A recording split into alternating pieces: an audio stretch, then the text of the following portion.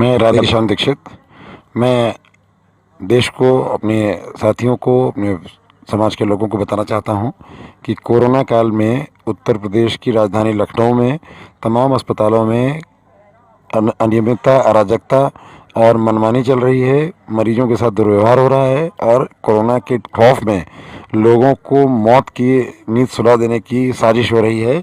इसलिए इसके खिलाफ मैंने आवाज़ उठाई। मैं भी एक कोविड पेशेंट था। 10 तारीख को पॉजिटिव हुआ था, 3 तारीख को मैं होम क्वारंटाइन हुआ था।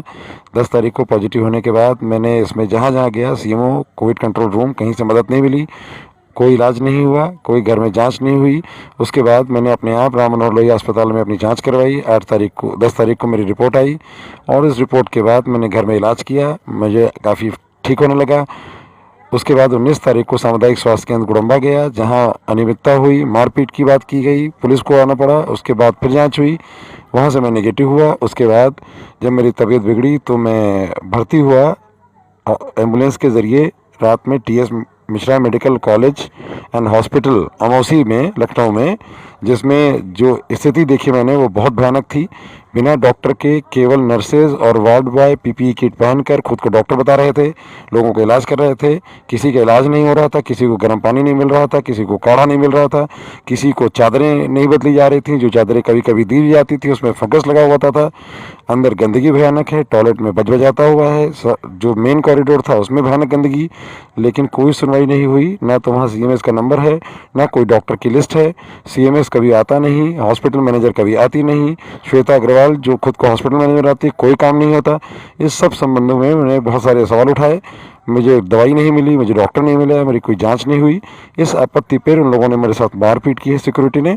और उस मारपीट का जब मैंने शिकायतें की हैं, मैंने सीएमओ को शिकायत की, मैंने डीएम को शिकायत की, मैंने एडीएम को शिकायत की, मैंने उसके ऊपर मैंने डीजी को शिकायत की, डीजी स्वास्थ्य को। उसके बाद अमित मोहन प्रसाद को शिकायत की, मैंने स्वास्थ्य मंत्री जयप्रताप सिंह को शिकायत की, लेकिन कोई मदद मुझे नहीं मिली। पूरा एक दिन, मैं 21 तारीख को सुबह भर्ती हुआ था 6 बजे, पूरा 21 तारीख तक कोई मुझे इलाज नहीं मिला।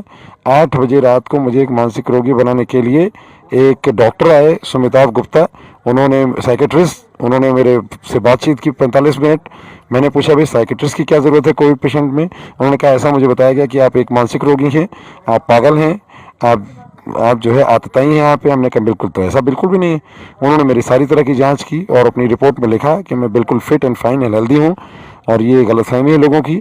और उसके बाद उन्होंने मेरे से मुलाकात भी की, मुझसे बात की, मुझे सैल्यूट किया। उन्होंने मुझसे स्वीकार किया कि जितने बिंदु मैंने उठाए हैं, 12-15 बिंदु उनको बताया कि टॉयलेट में पानी नहीं आ रहा है, गंदगी है, बजबजा रही हैं, डॉक्टर्स नहीं आते हैं, नर्सेज नहीं मिलती, लोगों के साथ दुर्व्यवहार होता है, बातचीत नहीं होती, किसी को गर्म पानी नहीं मिल रहा है, काढ़ा, सब उन्होंने स्वीकार किया। और उन्होंने कहा कि मैं प्रबंधन के सामने इस मुद्दे को उठाऊंगा, आपने बिल्कुल ठीक किया है, ये होना चाहिए।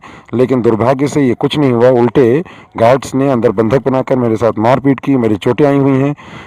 और उसके बाद एसडीएम आए और पूरी फोर्स आई, लेकिन फिर भी सिर्फ मारपीट हुई, कार्रवाई नहीं हुई, मेरे इंसल्ट की गई और मुझे, मेरे या तमाम 500 मरीजों को कोई इलाज नहीं दिया गया। बड़ी बुरी हालत है, आज भी बहुत सारी बुरी हालत है। उसके बाद मैंने 112 पे कॉल किया। 112 के जो लोग आए वो भी पुलिस वाले मिल गए उसी में। 2 बार 112 पे कॉल किया। मैंने फायर को भी कॉल किया, कहीं से मदद नहीं मिली। डीएम को पर्सनल, जिसमें मुझे पीटा जा रहा था, डीएम ने फ़ोन उठ गया सुबह सुबह, और डीएम से बात भी हुई कि फोर्स भेजिए, लेकिन फोर्स नहीं भेजी गई। ये पूरा एक बहुत बड़ा नाकामी है सरकारी तंत्र की। और ये जो प्राइवेट तंत्र है वो घूसखोरी और भ्रष्टाचार का अड्डा है। कालाबाजारी और कोरोना के नाम पे एक भय का दोहन हो रहा है। मैं इसके खिलाफ संघर्ष जारी रखूंगा। आज मैं राम मनोहर लोहिया हॉस्पिटल में हार्ट अटैक के बाद भर्ती हुआ था। मेरा इलाज यहाँ चल रहा है। जैसे ही फिट होऊंगा इस लड़ाई को मैं आगे बढ़ाऊंगा। जय हिंद, जय भारत, सत्यमेव जयते।